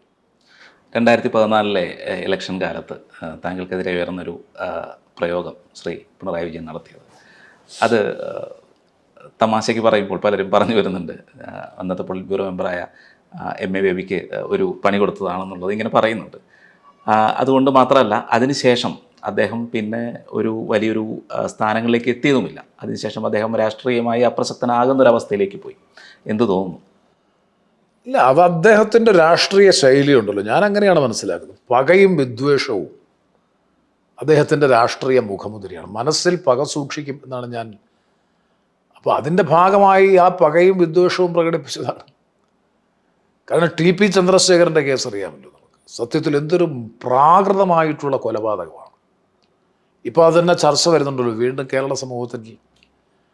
അപ്പം ഈ പകയുടെയും വിദ്വേഷത്തിൻ്റെയും രാഷ്ട്രീയം വെച്ച് പുലർത്തുന്നൊരു പുതിയ സംസ്കാരം കേരളത്തിൻ്റെ മണ്ണിൽ രൂപപ്പെടുത്തിയെടുക്കുന്നതിൽ പിണറായി വിജയൻ എന്ന വ്യക്തിക്ക് വലിയ പങ്കുണ്ട് എന്നാണ് എൻ്റെ വിശ്വാസം. ഇതൊക്കെ കാലഹരണപ്പെട്ട ശൈലിയല്ലേ സത്യത്തിൽ ഇതെല്ലാം. അപ്പോൾ ആ പകയുടെയും വിദ്വേഷത്തിൻ്റെയും ഭാഗമായിട്ടാണ് കായികമായി കൈകാര്യം ചെയ്യാൻ കഴിഞ്ഞില്ലെങ്കിൽ വ്യക്തിഹത്യയിലൂടെ രാഷ്ട്രീയ രംഗത്തുനിന്ന് ഉന്മൂലനം ചെയ്യുക എന്നുള്ളതൊക്കെ CPM-ൻ്റെ പരമ്പരാഗതമായ നയമാണ്, നിലപാടാണ്. അതാണ് കൊല്ലത്ത് കാണിച്ചത് എന്നാണ് ഞാൻ മനസ്സിലാക്കുന്നത്. അത് ഇപ്പോഴും എന്നെക്കുറിച്ച് മാത്രമല്ലല്ലോ, പലരെക്കുറിച്ചും. അപ്പോൾ അത് അദ്ദേഹത്തിൻ്റെ ഒരു രീതിയും ശൈലിയുമാണ്. ആ രീതിയിൽ തന്നെയാണ് ഞാൻ അതിനെ കാണുന്നത്. ആ ഇലക്ഷനിൽ ശ്രീ എം എ ബേബി ജയിക്കുമെന്നായിരുന്നു പൊതുവെ. അതിന് മുന്നേ തന്നെ പ്രഖ്യാപനങ്ങളൊക്കെ ഉയർന്നു വന്നിരുന്നു. താങ്കൾ വിജയിക്കുമെന്ന് അന്ന് ഉറപ്പിച്ചിരുന്നു? അല്ല, ഞങ്ങൾക്ക് നല്ല ആത്മവിശ്വാസമുണ്ടായിരുന്നു. ജയാപജയത്തെ സംബന്ധിച്ച് ആശങ്കയൊക്കെ ഉണ്ടായത്, പക്ഷെ നല്ല ആത്മവിശ്വാസം, അത്രയ്ക്ക് കെട്ടുറപ്പോടും ഐക്യത്തോടും കൂടിയിട്ടുള്ള പ്രവർത്തനമാണ് കോൺഗ്രസിൻ്റെ നേതൃത്വത്തിൽ UDF നടത്തിയത്. ഒരു കോൺഗ്രസ് സ്ഥാനാർത്ഥിയെ പ്രൊമോട്ട് ചെയ്തതിനേക്കാൾ മികവുറ്റ നിലയിലാണ് കോൺഗ്രസ് എന്നെ 2014 പ്രൊമോട്ട് ചെയ്ത് 2019 അത് തന്നെ ചെയ്തത്. അതുകൊണ്ട് തന്നെ നല്ല ആത്മവിശ്വാസം ഉണ്ടായിരുന്നു. പിന്നെ കൊല്ലത്തെ ജനങ്ങൾക്ക് എന്നെ പരിചയപ്പെടുത്തേണ്ട ആവശ്യമില്ല. ഞാൻ അതിനു മുമ്പ് 2 പ്രാവശ്യം ലോക്സഭാംഗമായിരുന്നു, 3 വർഷമേ ഉണ്ടായിരുന്നില്ലെങ്കിൽ പോലും നിയമസഭാംഗമായി പ്രവർത്തിച്ചു. പൊതുമണ്ഡലത്തിൽ ജനപക്ഷ നിലപാട് സ്വീകരിച്ച് നിൽക്കുന്ന ഒരു പൊതുപ്രവർത്തകൻ, ജനപ്രതിനിധി എന്ന നിലയിലുള്ളൊരു സ്വീകാര്യത നല്ലതുപോലെ ഉണ്ടായിരുന്നു എന്നാണ് എൻ്റെ വിശ്വാസം. ഒപ്പം കോൺഗ്രസിൻ്റെയും UDF-ൻ്റെയും പിൻബലം കൂടിയായപ്പോൾ അത് തെരഞ്ഞെടുപ്പ് വിജയത്തിന് സഹായകരമായ ഘടകങ്ങളായി മാറി തീർന്നു എന്നാണ് എൻ്റെ വിശ്വാസം. ഈയിടയ്ക്ക് ചർച്ചയായ പ്രധാനമന്ത്രി നരേന്ദ്രമോദിക്കൊപ്പം ഇരുന്ന് ഭക്ഷണം കഴിച്ചു. അത് വലിയ ചർച്ചയായി. താങ്കൾ BJP-യിലേക്ക് പോകുന്നു എന്നൊക്കെ CPM പ്രചരിപ്പിക്കുകയൊക്കെ ചെയ്തു. താങ്കൾ തന്നെ തിരിച്ചുകൊണ്ട് പറഞ്ഞു, അന്ന് കോയമ്പത്തൂർ MP പ്രധാനമന്ത്രിക്കൊപ്പം സെൽഫി എടുത്തു എന്നുള്ള രീതിയിൽ പറഞ്ഞിരുന്നു. എന്താണ് അതിനെപ്പറ്റി പറയാൻ? CPM-ൻ്റെ ഒരു നിലവാര തകർച്ചയാണ് ഇതിലെല്ലാം കാണുന്നത്. അതാണ് ഞാൻ നേരത്തെ പറഞ്ഞത്. പിണറായി വിജയന് കസവ് നേരിയത് കൊടുക്കാം, ആറന്മുള കണ്ണാടി കൊടുക്കാം, പൂച്ചണ്ട് കൊടുത്ത് ആദരിക്കാം. ജ്യോതി ബാസുവിൻ്റെ അനുസ്മരണ പ്രഭാഷണവും സ്മാരക മന്ദിരവും ഉദ്ഘാടനം ചെയ്യാൻ വേണ്ടി തീരുമാനിച്ച് അതുകൊണ്ട് തന്നെ പ്രധാനമന്ത്രിയെ സ്വീകരിക്കാൻ വേണ്ടി മിനിസ്റ്റർ ഇൻ വെയിറ്റിംഗ് എന്ന നിലയിൽ P. രാജീവനെ ചുമതലപ്പെടുത്തിയതിന് ശേഷം പെട്ടെന്ന് മകൾക്കെതിരായിട്ടുള്ള കേസ് വരുമ്പോൾ എല്ലാ പരിപാടിയും ക്യാൻസൽ ചെയ്ത് പ്രധാനമന്ത്രിയുടെ മുമ്പാകെ വന്ന് കുമ്പിട്ട് നിൽക്കുന്ന കാഴ്ചയും കേരളം കണ്ടു. ഞങ്ങളാരും ഒരു കുറ്റവും പറയുന്നില്ല അതിന്. നിതിൻ ഗഡ്കരി എന്ന് പറയുന്ന RSSൻ്റെ ഹെഡ്ക്വാർട്ടേഴ്സിൻ്റെ വക്താവ് കൂടിയായിട്ടുള്ള നിതിൻ ഗഡ്കരിയെയും കുടുംബത്തെയും ഒരു മനുഷ്യൻ പോലും അറിയാതെ ക്ലിഫ് ഹൗസിൽ വിളിച്ചു വരുത്തി ഉച്ചവിരുന്ന് കൊടുത്തു. ഏതെങ്കിലും CPM-ൻ്റെ പോളിറ്റ് ബ്യൂറോ അംഗം BJP-യുടെ RSSൻ്റെ ഇത്തരത്തിലൊരു നേതാവിനെ വിളിച്ച് സൗഹൃദ വിരുന്ന് കൊടുത്ത് ചരിത്രമുണ്ടായിട്ടുണ്ടോ? തെറ്റുണ്ടെന്ന് ഞാൻ പറയുന്നില്ല, പക്ഷെ ഇതൊക്കെ അവർക്ക് ചെയ്യാം. അൽഫോൺസ് കണ്ണന്താനം എന്ന് പറയുന്ന CPM അരിവാൾ ചുറ്റിക നക്ഷത്രത്തിൽ മത്സരിച്ച് ജയിച്ച അൽഫോൺസ് കണ്ണന്താനം BJP-യിൽ പോയി ക്യാബിനറ്റ് മന്ത്രിയായപ്പോൾ പിണറായി വിജയൻ്റെയും കോടിയേരി ബാലകൃഷ്ണൻ്റെയും നേതൃത്വത്തിൽ കേരള ഹൗസിൽ ഉച്ചവിരുന്നൊരുക്കി. ഈ അൽഫോൺസ് കണ്ണന്താനത്തെ സ്വീകരിക്കാൻ മുഖ്യമന്ത്രിയും കോടിയേരി ബാലകൃഷ്ണൻ ഞാൻ കണ്ടതാണ്. കേരള ഹൗസിന് വെളിയിൽ കാത്തു നിൽക്കുകയാണ് ഒരു മുഖ്യമന്ത്രി, CPM-ൻ്റെ സംസ്ഥാന സെക്രട്ടറി. അതിലൊന്നും അവർക്ക് ആരും പിണറായി വിജയൻ BJP ആരും പറഞ്ഞില്ല. എന്നെ പ്രധാനമന്ത്രി പാർലമെൻറ്റ് മന്ദിരത്തിലെ ഓഫീസിൽ കാണണമെന്ന് ആവശ്യപ്പെട്ടു. അവിടെ ചെന്നു. അദ്ദേഹം എന്നോടൊപ്പം മറ്റ് 7 MP-മാരെയും കൂട്ടി ക്യാൻറ്റീനിൽ പോയി. ഞാൻ ആദ്യമായിട്ടാണ് ക്യാൻറ്റീനിൽ വരുന്നത്, ക്യാൻറ്റീൻ വന്നിട്ടില്ല, അതുകൊണ്ട് ഇന്ന് ഇവിടുന്ന് ഭക്ഷണം കഴിക്കാമെന്ന് വിചാരിച്ചു, ഒപ്പം നിങ്ങളെയും കൂട്ടാമെന്ന് വിചാരിച്ചു എന്ന് പറഞ്ഞൊരു സൗഹൃദ വർത്തമാനം നടക്കുന്നു. ഇതിനെയാണ് ഞാൻ BJP-യിൽ പോകുന്നു എന്ന നിലയിലുള്ള വ്യാപകമായ പ്രചരണം നടത്തിയത്. ഇത് 2:45, 2:30 മണിയായപ്പോൾ ഇത് കഴിഞ്ഞു, ഉച്ച കഴിഞ്ഞു. അത് കഴിഞ്ഞ് 3 മണിക്കൂർ കഴിഞ്ഞപ്പോൾ 5:30-ക്ക്, അതാണ് എൻ്റെ ലാസ്റ്റ് പ്രസംഗം, 17-ാം ലോക്സഭയിലെ അവസാന പ്രസംഗമാണ്. 17-ാം ലോക്സഭയിലെ അവസാന പ്രസംഗം ധവളപത്രം, കേന്ദ്ര ധനമന്ത്രി പാർലമെൻറ്റിൽ മോദി ഗവൺമെൻറ്റിന് വേണ്ടി അവതരിപ്പിച്ച ആ ധവളപത്രത്തിനെതിരെ ഏതാണ്ട് 20 മിനിറ്റ് നീണ്ടുനിന്നതിൻ്റെ പ്രസംഗം കേൾക്കണം. ആദ്യനിശ്ചിതമായി BJP ഗവൺമെൻറ്റിനെ വിമർശിക്കുകയും UPA ഗവൺമെൻറ്റിൻ്റെ പെർഫോമൻസിനെ പുകഴ്ത്തുകയും ചെയ്തുകൊണ്ട് ഞാൻ നടത്തിയ പ്രസംഗം ഇടപെട്ട് തടസ്സപ്പെടുത്തിയവർ 2-3 മന്ത്രിമാർ ഇടപെട്ട് തടസ്സപ്പെടുത്തി.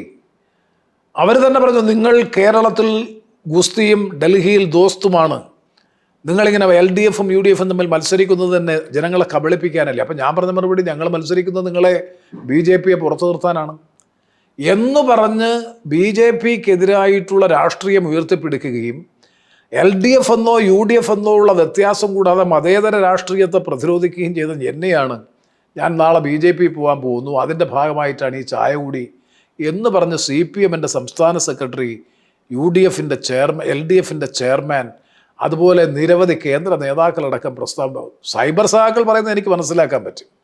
അപ്പോൾ ഈ പാർട്ടിയുടെ നിലവാര തകർച്ച എവിടെ? അപ്പം വ്യക്തിഹത്യയിലൂടെ രാഷ്ട്രീയമായി ഉന്മൂലനം ചെയ്യുക. ഇതിപ്പോഴല്ല, 2019 നടത്തി, 2014 നടത്തി. നിങ്ങൾ നേരത്തെ പറഞ്ഞ പദപ്രയോഗത്തിലൂടെ വ്യക്തിഹത്യ നടത്തി പ്രതിരോധിക്കാൻ വേണ്ടി പരിശ്രമിച്ചു, പ്രത്യാക്രമിക്കാൻ പരിശ്രമിച്ചു. 2019 പ്രധാനമന്ത്രി കൊല്ലം നാഷണൽ ഹൈവേ ബൈപ്പാസ് ഉദ്ഘാടനം ചെയ്യാൻ വന്നു എന്ന ഒറ്റ കാരണത്തിൻ്റെ പേരിൽ ഞാൻ അദ്ദേഹത്തെ വിളിച്ചു കൊണ്ടുവന്നതാണ്, മുഖ്യമന്ത്രി ഉദ്ഘാടനം ചെയ്യാനിരുന്നതാണ് എന്ന് പറഞ്ഞുകൊണ്ട് ഞാൻ ഇത് കഴിഞ്ഞാൽ മോദി ഗവൺമെൻറ് അധികാരത്തിൽ വന്നാൽ, ഞാൻ ജയിച്ചാൽ തൊട്ടടുത്ത ദിവസം മോദി ക്യാബിനറ്റിൽ അംഗമായി ചേരുമെന്ന് പരസ്യമായി പത്രസമ്മേളനം നടത്തി CPMൻ്റെ സംസ്ഥാന സെക്രട്ടറി പറഞ്ഞു. വ്യാപകമായ പ്രചരണമായിരുന്നില്ലേ അത്? 5 വർഷം ഉണ്ടായിരുന്നല്ലോ, എന്തെല്ലാം ഓപ്ഷൻ എൻ്റെ മുമ്പിൽ ഉണ്ടായിരുന്നു. എനിക്കൊരു ക്രെഡിബിലിറ്റി ഉണ്ട്, മതേതര സെക്കുലർ ക്രെഡൻഷ്യൽസ്. അത് ആരും ഉണ്ടാക്കിയതല്ല, ജന്മനാ ഉള്ള ഓരോ വ്യക്തികൾക്കുമുള്ളൊരു ജനപക്ഷ രാഷ്ട്രീയം, ഇടതുപക്ഷ രാഷ്ട്രീയം, മതേതര രാഷ്ട്രീയം ഓരോരുത്തരുടെയും രക്തത്തിൽ അലിഞ്ഞു ചേർന്നിട്ടുള്ളതാണ്. അത് ആർക്കും കഴുകിക്കളയാനോ മായ്ച്ചു കളയാനോ കഴിയില്ല. അധികാരത്തിനപ്പുറത്ത് ജനങ്ങളുടെ വിശ്വാസ്യതയാണ് ഏറ്റവും വലുത് എന്ന് വിശ്വസിക്കുന്ന ഒരു പൊതുപ്രവർത്തകനാണ്, ജനപ്രതിനിധിയാണ് ഞാൻ. നിങ്ങൾക്ക് അധികാരം ഒരുപക്ഷെ കിട്ടും, അധികാരം കിട്ടുമ്പോൾ 4 വശവും ആളും അതുപോലെ അതിനുള്ള സൗകര്യങ്ങളും ഉണ്ടാകും. പക്ഷേ അത് കഴിയുമ്പോൾ നിങ്ങൾ ജനങ്ങളുടെ മുമ്പിൽ ഒന്നും അല്ലാതായി തീരും. പക്ഷേ ജനവിശ്വാസം നിലനിർത്തി മുന്നോട്ട് കൊണ്ടുപോകാൻ ഒരു പൊതുപ്രവർത്തകന് കഴിയുമെങ്കിൽ അവൻ്റെ ജീവിതത്തിലെ ഏറ്റവും വലിയ അസറ്റ്, ആസ്തി എന്ന് പറയുന്നത് അത് തന്നെയാണ് എന്നാണ് എൻ്റെ വിശ്വാസം. അതായിരുന്നു ശ്രീ ഉമ്മൻചാണ്ടി. ഇത്രയും ഗുരുതരമായിട്ടുള്ള ആക്ഷേപങ്ങളും ആരോപണങ്ങളും പ്രതിലോമകരമായിട്ടുള്ള പ്രത്യാക്രമണങ്ങളും ഒക്കെ ഉണ്ടായതിന് ശേഷവും അദ്ദേഹത്തിനുണ്ടായിരുന്ന ജനപിന്തുണ അദ്ദേഹത്തിൻ്റെ മരണാനന്തര ചടങ്ങുകളിൽ നമ്മൾ കണ്ടതാണ്. അതാണ് സത്യത്തിൽ നമ്മൾ ആഗ്രഹിക്കുന്നത്, ഉണ്ടാകേണ്ടത് എന്നാണ് എൻ്റെ വിശ്വാസം. അന്ന് ആ ഒരു വിഷയത്തിൽ താങ്കളുടെ ഭാഗത്തു നിന്നും ഉമ്മൻചാണ്ടിക്കെതിരെ ആരോപണങ്ങളന്ന് ഉണ്ടായിട്ടുണ്ടായിരുന്നു. അതിലൊരു പശ്ചാത്താപമുണ്ടോ ഇപ്പോൾ? തീർച്ചയായിട്ടും. ഞാൻ പരസ്യമായിട്ട് പറഞ്ഞല്ലോ, അന്ന് LDFൻ്റെ ഭാഗമായി നിന്നുകൊണ്ട് ഗുരുതരമായിട്ടുള്ള ആക്ഷേപങ്ങൾ ശ്രീ ഉമ്മൻചാണ്ടിക്കെതിരായിട്ട് ഉന്നയിച്ചു എന്നുള്ളത് വസ്തുതയാണ്. പക്ഷേ അത് പലതും മാനിപ്പുലേറ്റഡ് ആയിരുന്നു എന്നാണ് പിന്നീട് മനസ്സിലാക്കാൻ കഴിഞ്ഞത്. പലതും അതെല്ലാം ഒരു പൊളിറ്റിക്കൽ മോട്ടീവിൻ്റെ ഭാഗമായി ഉണ്ടാക്കിയ നറേറ്റീവായിരുന്നു എന്ന് പിൽക്കാലത്ത് മനസ്സിലായി. പക്ഷേ ഞാൻ തള്ളിപ്പറയാൻ പോയിട്ടില്ല. കാരണം ഒരു കാലഘട്ടത്തിൽ നമ്മളങ്ങനെ പറയേണ്ടി വന്നു, പറഞ്ഞു, ശരിയാണ്. പക്ഷേ അതിനെ ഡിസ്പ്യൂട്ട് ചെയ്യാനോ നെഗേറ്റ് ചെയ്യാനോ ഞാൻ പോയിട്ടില്ല. ഏതായാലും അത്തരത്തിലുള്ള ഒരു ആക്ഷേപങ്ങളൊക്കെ ഉണ്ടാകുമ്പോൾ കുറേ കൂടി ജാഗ്രത നമ്മൾ പാലിക്കേണ്ടതാണ്. നിജസ്ഥിതി എന്തെന്നു കൂടി കൃത്യമായി ബോധ്യപ്പെട്ട് വേണം കാര്യങ്ങൾ ചെയ്യാൻ എന്നാണ് അനുഭവത്തിൽ നിന്ന് ഞാൻ പഠിച്ചിട്ടുള്ള പാഠം. എന്തുകൊണ്ടാണ് ഈ ഒരു RSS ബന്ധം ഇവർ ഇങ്ങനെ ആരോപിക്കുന്നത്? ഭാര്യയുടെ ഒരു സംഘ കുടുംബ പശ്ചാത്തലം പലപ്പോഴും പറഞ്ഞിട്ടുണ്ട് പല അഭിമുഖങ്ങളിലും. അതുകൊണ്ടാണോ ഇങ്ങനെ ഒരു ആരോപണം? അതൊന്നുമല്ല. അവർക്ക് ഹിന്ദു നാമധാരികളായിട്ടുള്ളവരെ മുഴുവൻ പൊതുസമ്മതിയും ജനസമ്മതിയുമുള്ള, അവരെ നല്ലതുപോലെ പ്രത്യാക്രമം എന്ന് പറഞ്ഞാൽ രാഷ്ട്രീയമായി പ്രതിരോധിക്കുന്ന അത്തരം നേതാക്കളെയൊക്കെ, അവരെയൊക്കെ ജനപ്രീതി നഷ്ടപ്പെടുത്താനും അവരെയൊക്കെ പൊതുമണ്ഡലത്തിൽ ഇകഴ്ത്തി കാണിക്കാനും കിട്ടിയിട്ടുള്ള ആയുധം ന്യൂനപക്ഷ സമൂഹത്തിന് മുന്നിൽ ഇവർ സംഖ്യയാണ്, RSS ആണ് എന്ന് വരുത്തി തീർക്കുക എന്നുള്ളതാണ്. ഇതെൻ്റെ കാര്യത്തിലല്ല, ശശി തരൂർ, കെ സുധാകരൻ, കെ മുരളീധരൻ, എത്ര പേർ, ഒരു ഘട്ടത്തിൽ VD സതീശൻ, രാജ്മോഹൻ ഉണ്ണിത്താൻ, എത്രയോ പേരെക്കുറിച്ച് അവരിങ്ങനെ നിരന്തരം ആക്ഷേപം ഉന്നയിച്ചു കൊണ്ടിരിക്കുകയാണ്. എൻ്റെ അഭിപ്രായത്തിൽ ഇതിൻ്റെ ബെനിഫിഷ്യറി ആരാ? ഇതിൻ്റെ ബെനിഫിഷ്യറി BJP അല്ലേ? ഞങ്ങളെപ്പോലെയുള്ള രാഷ്ട്രീയ നേതാക്കളെല്ലാം BJPയിലേക്ക് പോയാൻ തയ്യാറെടുത്ത് നിൽക്കുകയാണെന്ന് പറയുമ്പോൾ ഇവർ അറിയാതെ പറയാതെ ഇവർ മഹത്വവൽക്കരിക്കുന്നത് BJPയാണ്. സെക്കുലർ ക്രെഡൻഷ്യൽസിനെയാണ് ഇവർ മതേതര മൂല്യങ്ങളെയാണ്, വിശ്വാസ്യതയാണ് ഇവർ തകർക്കുന്നത്. ആർക്കാണ് ഇതിൻ്റെ ഗുണം കിട്ടുന്നത്? BJPക്കല്ലേ. അപ്പം BJPയെ കേരളത്തിൽ വളർത്തുക എന്നുള്ളത് CPMൻ്റെ പ്രഖ്യാപിത നയമല്ലെങ്കിൽ പോലും അപ്രഖ്യാപിത നിലപാടാണ്, പറയാതെ ചെയ്തുകൊണ്ടിരിക്കുന്ന ഒരു കാര്യമാണ്. ഞാൻ അതുകൂടി പറയാം. അവരുടെ കണക്കനുസരിച്ച് കേരളത്തിൽ ഒരു വർഗീയ ധ്രുവീകരണം ഉണ്ടാകുന്നത് നല്ലതാണ് എന്നാണ് അവരുടെ കണക്ക്. കോൺഗ്രസ് ദുർബലപ്പെട്ട് കേരളത്തിൽ കോൺഗ്രസ് ഇല്ലാതായാൽ, അതാണ് BJP ആഗ്രഹിക്കുന്നത്. അങ്ങനെ ഇല്ലാതായാൽ ഒരു പൊളിറ്റിക്കൽ പോളറൈസേഷൻ ഉണ്ടാകുന്നത് BJP വേഴ്സസ് CPM എന്ന നിലയിലാണ്. അങ്ങനെ വന്നു കഴിഞ്ഞാൽ 47-48% ന്യൂനപക്ഷങ്ങൾ അധിവസിക്കുന്ന കേരളത്തിൽ അവരുടെ പിൻബലത്തോടുകൂടി ഉള്ള കാലം മുഴുവൻ അധികാരത്തിൽ തുടരാമെന്നുള്ള ഒരു പൊളിറ്റിക്കൽ പെർസ്പെക്റ്റീവാണ് CPM മുന്നോട്ട് വെക്കുന്നത്. അവരത് പരസ്യമായി പറയുന്നില്ല, പ്രഖ്യാപിക്കുന്നില്ല എന്ന് മാത്രമേ ഉള്ളൂ. പ്രവൃത്തി പരിശോധിച്ച് നോക്കിയാൽ അതാണ് നല്ലതുപോലെ അവർ നടപ്പാക്കുന്നത്. കോൺഗ്രസ് മുക്ത ഭാരതം എന്ന ലക്ഷ്യം സാക്ഷാത്കരിക്കാൻ വേണ്ടി BJP കേരളത്തിലെയും കോൺഗ്രസിനെയും UDFനെയും ഉന്മൂലനം ചെയ്യാൻ ശ്രമിക്കുമ്പോൾ അതിന് ഒത്താശ ചെയ്തു കൊടുക്കുന്ന പണിയാണ് CPM ചെയ്യുന്നത്. ഇരുകൂട്ടരും അതിൻ്റെ ബെനിഫിഷ്യറീസാണ്. അതുകൊണ്ടാണ് ഞങ്ങൾ പറയുന്നത്, അപ്പം വൈദ്യൻ കൽപ്പിക്കുന്നതും രോഗി ഇച്ഛിക്കുന്നതും പാല് എന്ന് പറയുന്നത് പോലെയാണ് BJPയും CPMും തമ്മിലുള്ള ചങ്ങാത്തം. ഞാൻ ചോദിക്കട്ടെ, തൃണമൂൽ കോൺഗ്രസിൻ്റെ മമതാ ബാനർജിക്കെതിരായിട്ട് കേസ്, ആം ആദ്മി പാർട്ടിയുടെ അരവിന്ദ് കെജ്രിവാളിനെതിരായിട്ട് കേസ്, ED അന്വേഷണം, ചോദ്യം ചെയ്യൽ, MK സ്റ്റാലിൻ്റെ മന്ത്രിസഭയിലെ 3 മന്ത്രിമാർ ജയിലിൽ, മമതാ ബാനർജിയുടെ മന്ത്രിസഭയിലെ 2-3 മന്ത്രിമാർ ജയിലിൽ, അരവിന്ദ് കെജ്രിവാളിൻ്റെ ഉപമുഖ്യമന്ത്രി അടക്കം ജയിലിൽ. അതുപോലെ സോണിയാഗാന്ധിക്ക് 3 പ്രാവശ്യം ചോദ്യം ചെയ്തു, പ്രിയങ്ക ഗാന്ധിയെ ചോദ്യം ചെയ്യാൻ പോകുന്നു, രാഹുൽ ഗാന്ധി 2 പ്രാവശ്യം. എന്തേ പിണറായി വിജയനെതിരെ ഇത്രയും ക്ലിഞ്ചിങ് എവിഡൻസ് ഉണ്ടായിട്ട്? സ്വർണ്ണ കള്ളക്കടത്ത് മുതൽ ഡോളർ കടത്ത് മുതൽ അന്താരാഷ്ട്ര തലത്തിലുള്ള ഗുരുതരമായ ക്രമക്കേടുകളും അഴിമതിയും ഉണ്ടായിട്ട് പോലും എന്തുകൊണ്ടാണ് പിണറായി വിജയനെതിരായിട്ടുള്ള നടപടി ശക്തമായിട്ട് കേന്ദ്ര ഗവൺമെൻറ് എടുക്കാത്തത്? അതിന് ഞങ്ങളോട് തന്നെ BJP നേതാക്കൾ പലപ്പോഴും പറഞ്ഞിട്ടുണ്ട്, ഞങ്ങൾ CPMനെതിരെ, പിണറായി വിജയനെതിരെ നടപടി എടുത്താൽ അതിൻ്റെ ഗുണഭോക്താവ് നിങ്ങളായിരിക്കും. കോൺഗ്രസിനെ ശക്തിപ്പെടുത്തുന്ന ജോലി ഞങ്ങൾക്കില്ല. അപ്പോൾ CPM കേരളത്തിൽ നിലനിൽക്കട്ടെ, കോൺഗ്രസ് ഇല്ലാതാകട്ടെ, ഇതാണ് BJPയുടെ നയം. അതാണ്. അപ്പോൾ CPMും അത് ആഗ്രഹിക്കുന്നു. ഞാൻ നേരത്തെ പറഞ്ഞതാണ്, ന്യൂനപക്ഷ സമൂഹത്തിൻ്റെ പിൻബലത്തോടുകൂടി അവർക്ക് തുടരാം എന്നാണ് അവരുടെ ധാരണ. ആ ധാരണയാണ് ബംഗാളിൽ പൊളിഞ്ഞത്, ത്രിപുരയിൽ പൊളിഞ്ഞത്. ചരിത്രത്തിൽ നിന്ന് പാഠം ഉൾക്കൊള്ളാൻ CPM തയ്യാറാകണം എന്ന് മാത്രമാണ് എനിക്ക് ഈ അവസരത്തിൽ സൂചിപ്പിക്കാനുള്ളത്. ദേശീയ രാഷ്ട്രീയത്തിലാണോ സംസ്ഥാന രാഷ്ട്രീയത്തിലാണോ കൂടുതൽ ഇനി ഇടപെടാൻ ഉദ്ദേശിക്കുന്നത്? അല്ല, ദേശീയ രാഷ്ട്രീയത്തിൻ്റെ ഭാഗമാണ് സംസ്ഥാന രാഷ്ട്രീയവും. ഇന്ത്യയുടെ ഭാഗമാണ് കേരളം. നമ്മൾ ജീവിക്കുന്നത് കേരളമാണ്. അതുകൊണ്ട് കേരളത്തിലെ രാഷ്ട്രീയ പ്രശ്നങ്ങളിൽ ഇപ്പോഴും സജീവമായി ഇടപെട്ടുകൊണ്ടിരിക്കുന്നുണ്ട്. പാർലമെന്റ് അംഗം എന്ന നിലയിലുള്ള പ്രത്യേക ചുമതലയും ഉത്തരവാദിത്വവും ദേശീയ തലത്തിൽ നിർവഹിക്കേണ്ടതായിട്ടുണ്ട്. അത് നിർവഹിക്കുന്നു. അവസാനമായൊരു ചോദ്യം, കേരളത്തിൻ്റെ മുന്നോട്ടുള്ള പോക്ക്, അതിന് എന്താണ് ഇനിയൊരു പ്രതിവിധിയുള്ളത്? ഇത്രയും വിനാശകരമായ പോക്കാണ് കേരളത്തിൻ്റേത്. കേരളത്തിൽ ഒരു ഇൻവെസ്റ്റ്മെൻറ്റും ഉണ്ടാകുന്നില്ല.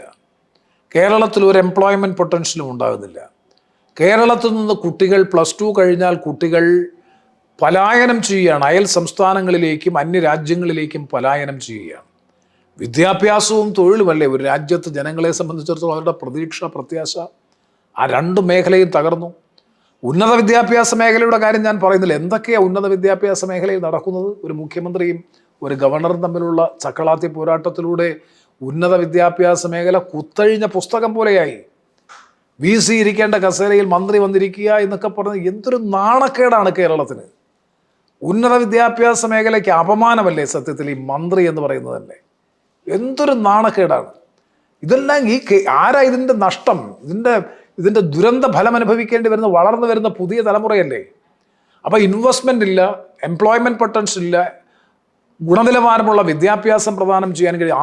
ആകെ പ്രഖ്യാപനങ്ങളും നവകേരള സദസ്സും പുതിയ കേരളം രൂപപ്പെടുത്തുന്നു, കേരളീയം, ഇങ്ങനെ കുറേ പ്രഖ്യാപനങ്ങളും കുറേ കലാകാരന്മാർക്ക് കുറേ കാശുണ്ടാക്കി കൊടുക്കാനുള്ള വകുപ്പും ചെയ്യുന്നതല്ലാതെ പ്രത്യയശാസ്ത്രപരമായ കുറേ സെമിനാറുകൾ, സംവാദങ്ങൾ, ഇതല്ലാതെ എന്താ കേരളത്തിൽ ഇഫക്റ്റീവായി കേരളത്തിൽ നടക്കുന്നത്? അവിടെയാണ് ഞാൻ സൂചിപ്പിച്ചത്, ഈ ഗവൺമെൻറ് ഈ നിലയിൽ പോയാൽ കേരളം വിനാശകരമായിട്ടുള്ള അവസ്ഥയിലേക്ക് പോകും. നാളെ ഏതൊരു ഗവൺമെൻറ് കേരളത്തിൽ അധികാരത്തിൽ വന്നാലും കേരളത്തിൻ്റെ പഴയകാല നന്മയെ വീണ്ടെടുക്കാൻ കഴിയാത്ത നിലയിലുള്ള പാർട്ടിവൽക്കരണവും അക്രമോത്സുക രാഷ്ട്രീയവുമാണ് സംസ്ഥാനത്ത് നടക്കുന്നത്. ഏകപക്ഷീയമാണ് നിലപാടുകളെല്ലാം എടുക്കുന്നത്. ജനാധിപത്യ മര്യാദ ലെവലേശം പോലും പാലിക്കുന്നില്ല. പ്രത്യേകിച്ചും വളർന്നു വരുന്ന ദശലക്ഷക്കണക്കിന് വരുന്ന യുവതിയുവാക്കൾ, അഭ്യസ്തവിദ്യരായിട്ടുള്ള യുവതിയുവാക്കൾ, അവരുടെ ജീവിതത്തിലെ സ്വപ്നമല്ലേ ഒരു തൊഴിൽ?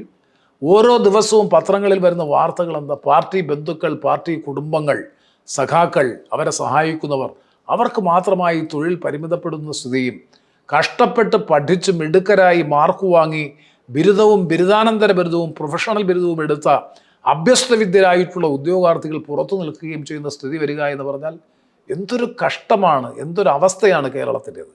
അവിടെയാണ് ഞങ്ങൾ പറയുന്നത്, ഈ ഗവൺമെൻറ് ഒരു നിമിഷം മുമ്പേ അധികാരത്തിൽ നിന്ന് പോയാൽ അത്രയും കേരളത്തിന് നല്ലത്. കേരളത്തിൻ്റെ ധനമാനേജ്മെൻറ്റിൻ്റെ വൈകല്യം ഞാൻ വിശദീകരിക്കുന്നില്ല, നേരത്തെ പറഞ്ഞതാണ്. അതുകൊണ്ട് ഈ ഗവൺമെൻറ്റിനെതിരായിട്ടുള്ള പോരാട്ടം അതിശക്തമായി തന്നെ UDF മുന്നോട്ട് കൊണ്ടുപോകും.